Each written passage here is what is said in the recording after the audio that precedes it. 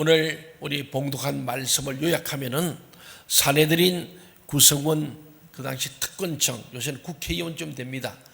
이들이 대제사장, 서기관, 장로들로 구성된 사내들인의 특권층인 유대 종교 지도자들이 예수님이 자기들 허락 없이 성전에서 복음을 전파하시는 이 예수님을 보고 무슨 권위로 이런 일을 하는지 신문하는 것입니다. 이 예수님은 요한의 세례가 하늘로부터 왔는지 사람으로부터 왔는지 되물으시는 거예요. 맞받아 쳤습니다. 유대 종교 지도자들이 서로 의논하다가 결국은 알지 못한다고 하자 예수님도 무슨 권위로 일을 한지 나도 대답하지 않겠다고 하십니다. 그러나 예수님께서는 다음 본문, 오늘 뒤에 있는 이 본문에 보면은 다음 주일에 볼 말씀이죠. 이번 악한 농부들에 대한 비유를 통해서 그 지도자들의 악함을 지적하시고 자신의 권세의 출처를 증거하시는 내용으로 이어지는 걸 보게 됩니다. 오늘 우리 누가복음 20장 1절 8절 말씀을 함께 살펴보겠습니다. 먼저 우리 누가복음 20장 1절 2절 말씀을 같이 읽어보겠습니다. 시작. 하루는 예수께서 성전에서 백성을 가르치며 복음을 전하실 때 대제사장들과 서기관들이 장로들과 함께 가까이 와서 말하여 이르되 당신이 무슨 권위로 이런 일을 하는지 이 권위를 주니가 누구인지 우리에게 말하라. 이 대제사장들과 서기관들과 장로들이 예수님의 권위의 출처를 질문한 거예요. 네가 무슨 권위로, 무슨 자격으로 이 거룩한 성전에 나와서 네 마음대로 말씀을 전하느냐. 사실 알다시피 이 앞에 보니까 성전이 거룩하지 않았습니다. 그냥 아무나 시장 잡배들이 다 모인 곳이 성전이 되어버렸잖아요. 이 종교지자들이 성전을 더럽게 만든 거예요. 그래 놓고는 예수님이 성전을 깨끗하게 치우고 거룩하게 만들어 놓고 거기서 말씀을 전하는데 도리어 예수님이 네가 무슨 권위로 무슨 자격으로 이 성전에 함부로 들어와서 우리 허락도 없이 말씀을 전하냐, 그런 질문입니다. 이것은 예수님께서 말씀을 가르칠 때나 기적들을 행하실 때 성전뜰에서 장사하는 자들을 내어 쫓을 때에 예수님은 주상 같은 말씀뿐만 아니고 아주 하는 말씀이나 모든 기적의 행위나 또 성전 정화 사건을 보니까 권위가 있는 거예요. 그래서 성경 말하기를 대제사장 서기관들과 같지 않더라. 뭐가? 예수님의 말씀을 전하고 행하시는 모든 일의 그 권위가 세상 사람들과 다르더라. 차별화된 권위. 그래서 그들의 권위가 묵살돼 버리고 예수님의 권위가 올라갈 때 그것을 참지 못하고 네가 무슨 권위로, 어디서 온 권위로 이런 일을 하느냐고 질문합니다. 예수님이 가지신 권위는 하나님의 권세, 그 권위였어요. 그렇죠? 예수님 누구세요? 하나님이세요. 하나님이 인간의 몸을 입고 오신 분입니다.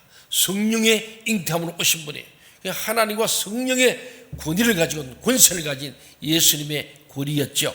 그러나 유대 지도자들은 예수님에 대해서 바로 알려고 질문한 것 같지 않고 단지 그를 비난할 거리를 찾기 위해서, 책을 잡기 위해서, 죄의 목을 잡기 위해서 한 것 같습니다. 예수님은 정식 랍비 교육을 받은 적도 없고 제사장의 혈통도 아니고 장로들부터 인정받은 바도 없는 분이었습니다. 그들은 이 문제를 걸고 넘어지면서 예수님께 아무런 자격이 없음을 증명하려 한 거예요. 그래서 모든 무리들 회중들로부터 예수를 매장시키려는 의도를 가지고 있었습니다. 그러나 정당한 권위를 주장하는 그들은 백성에게 율법의 짐만 지웠습니다. 그러나 예수님은 백성을 진리로 깨우고 치유하여 자유와 생명을 주신 분이에요. 예수님 자신이 진리이시기 때문에 진리를 아는 자마다 너희가 진리를 알지니 너희가 뭐하리라? 자유케 되라.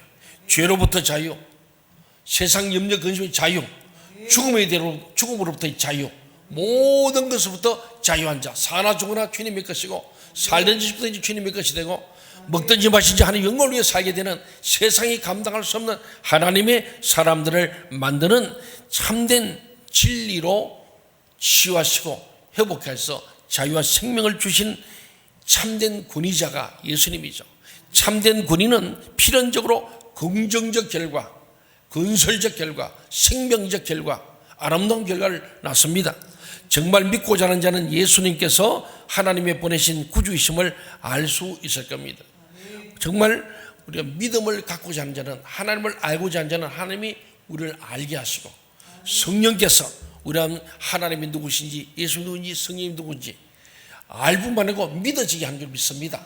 오늘 이 자리에 예배 온 우리 모든 성도들은 하나님을 알고자 하는 마음도 있고 믿고자 하는 마음이 있어서 주의 성령께서 여러분의 마음속에 하나님을 알고 믿게 한 줄로 믿습니다. 그게 복인 줄로 믿습니다. 저와 여러분이 복 받은 거예요. 우리가 어떻게 하나님을 알 수 있겠어요? 어떻게 믿을 수 있겠어요? 우리가 쉽게 사람을 못 믿잖아요. 우리 사업할 때도 이 사람 믿을 수 있나 다들 얼마나 우리가 참 고민하고 적극적으로 뒷조사까지 해보지 않습니까? 그런데 우리가 하나님을 알고 믿는 이 자체가 하나님의 크신 은혜인 줄로 믿습니다. 요한복음 7장 16절 17절 말씀을 우리 같이 한번 읽어볼까요? 시작. 예수께서 대답하여 이르시되 내 교훈은 내 것이 아니요 나를 보내신 이의 것이니라. 사람이 하나님의 뜻을 행하려 하면 이 교훈이 하나님께로부터 왔는지 내가 스스로 말함인지 알리라. 이 교훈, 하나님 말씀은 이처럼 내 것이 아니고 나를 보내시니 하나님으로부터 왔다는 것을 요한은 정확히 말하고 있습니다.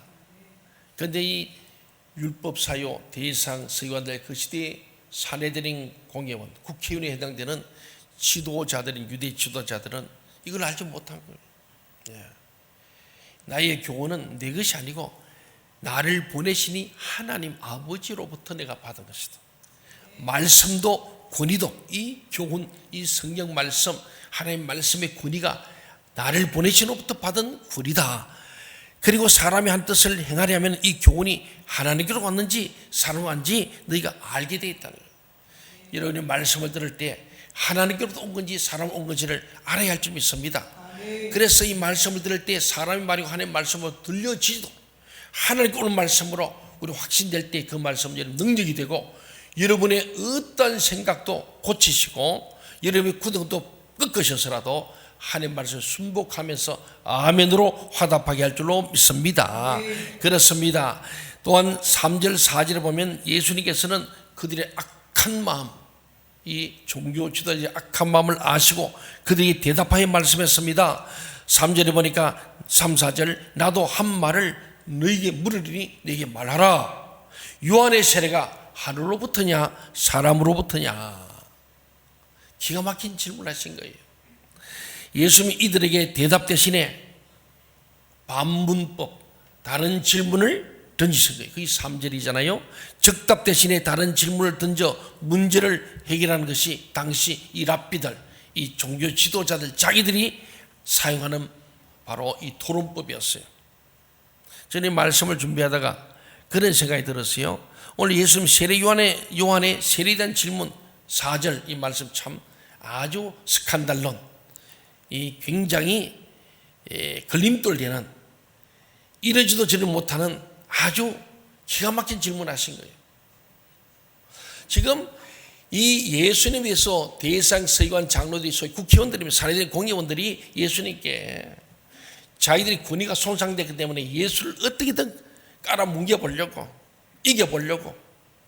그런데 예수님께서 도리어 반문한 거예요. 예수님은 전능하신 분 아닙니까? 하나님 아닙니까? 권위가 있는 분 아닙니까? 그 속에 악한 마음인지 착한 마음 진짜 몰라서 뭐든지 다 아시니까. 그래서 예수님은 딱 이 말하면 여러분 꼼짝 못할 거다.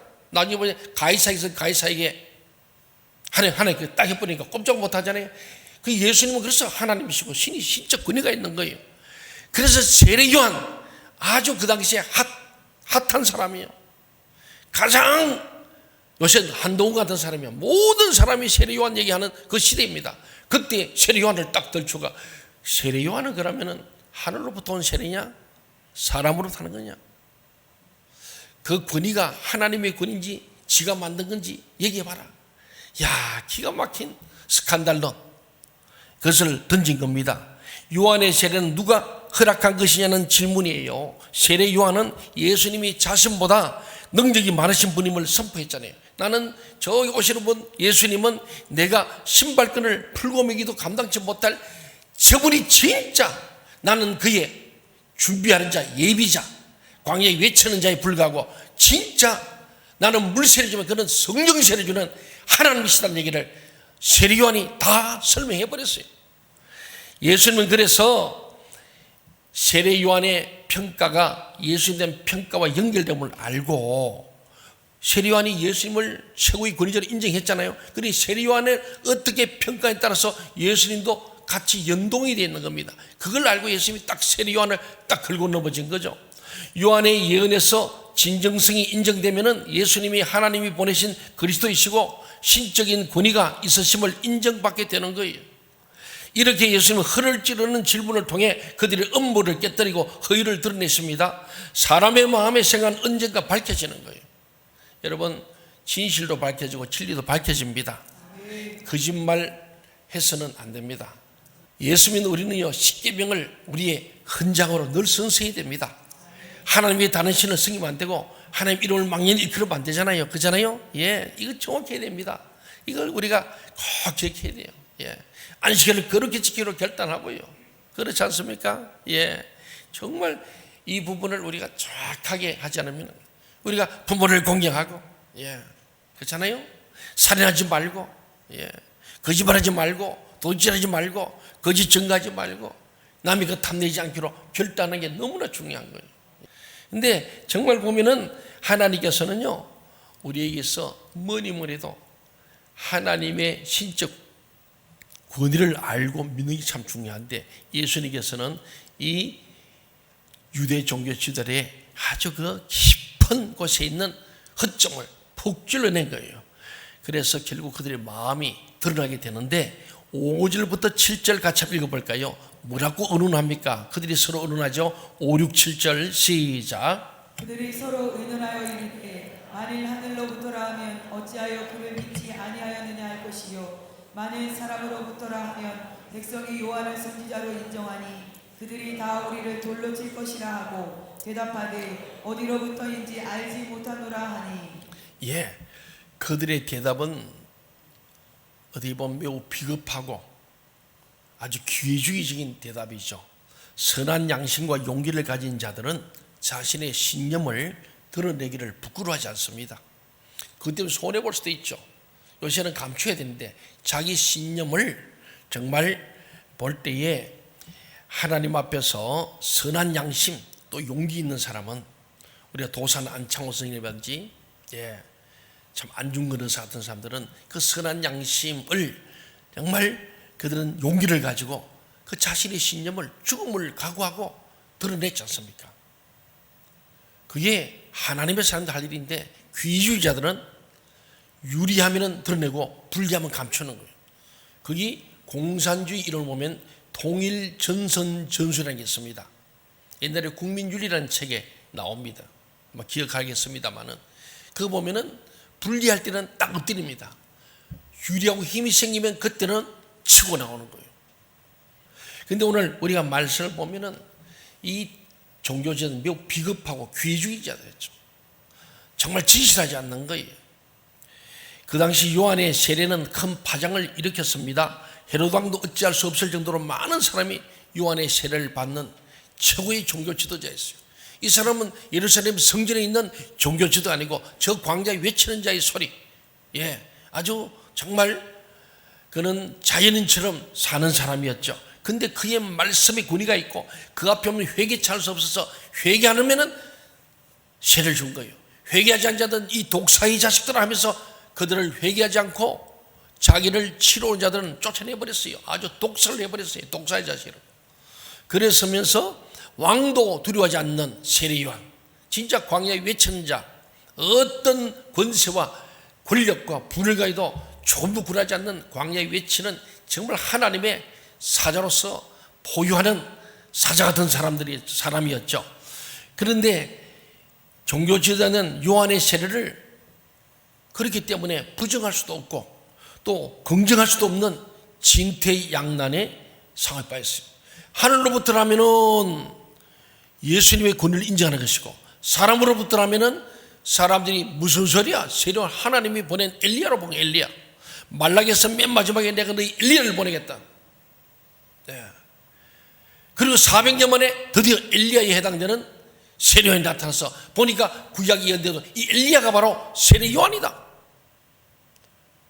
그래서 그 세례요한이 예수의 오심을 예비하는 사람이 되어지면서 구약과 신약이 연결되고 드디어 구약에서 신약으로 예수의 세계에 열리지 않습니까? 그만큼 위대한 한, 예, 엘리사벳이 아이를 가질 때부터 예수님과 비슷할 정도로 굉장한 성령의 감동이 있는 세례요한의 임신과 출산, 6개월 차이로 예수 그리스도의 임신과 출산이 엮여져 있는 것이고 또 한 집안이고 놀라운 참 하나님의 섭리인데, 이 세례요한이 그 당시에는 최고의 인기가 최고였습니다. 그래서 세례요한에서 조금도 잘못 얘기하면 모든 여론조사에서 그냥 팍 죽는 거예요. 그래서 만일 요한의 세례가 하늘에서부터라고 하면은 예수님을 그리스도 인정하는 셈이 된다고 5절은 말하잖아요.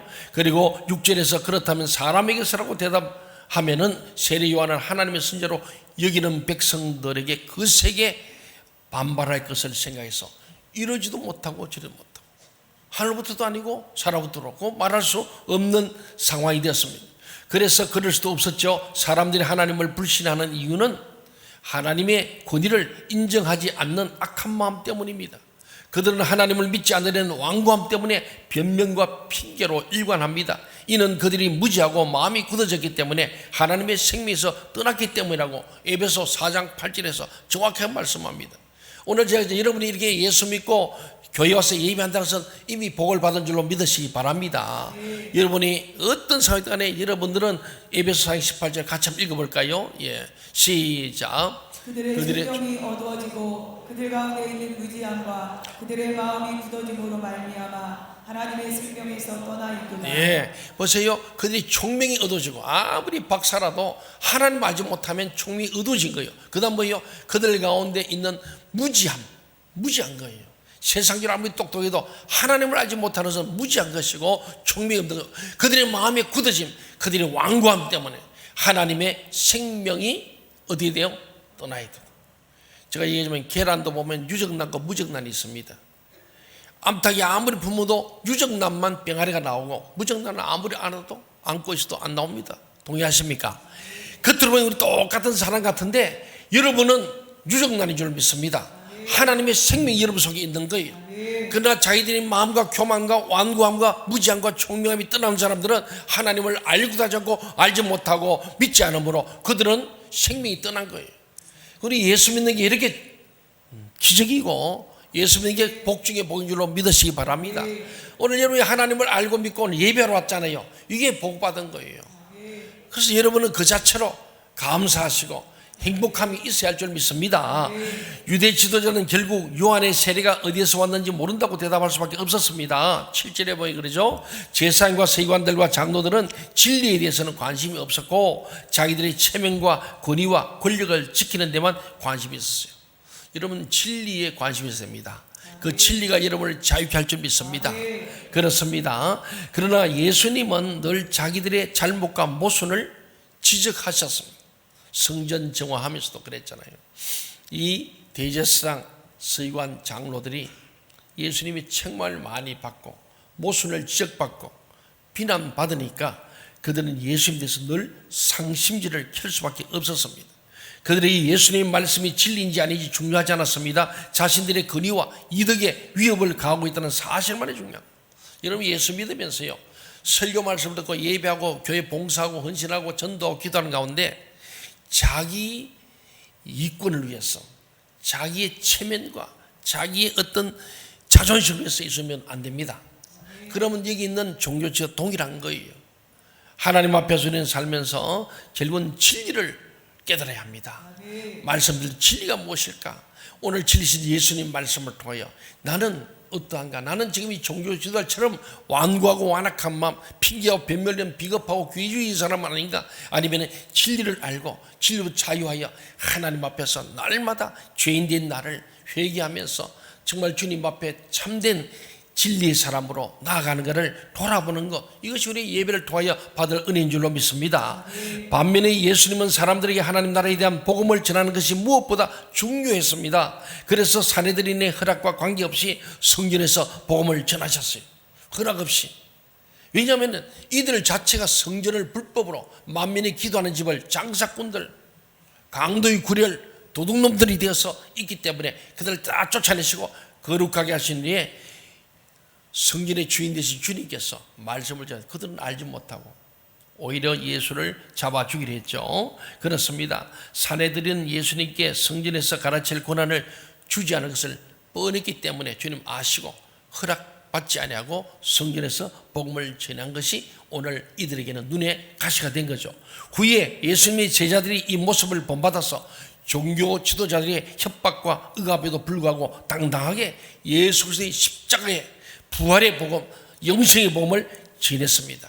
이제 우리가 세상의 권세에 맞서 하나님 나라의 복음을 담대하게 전해야 합니다.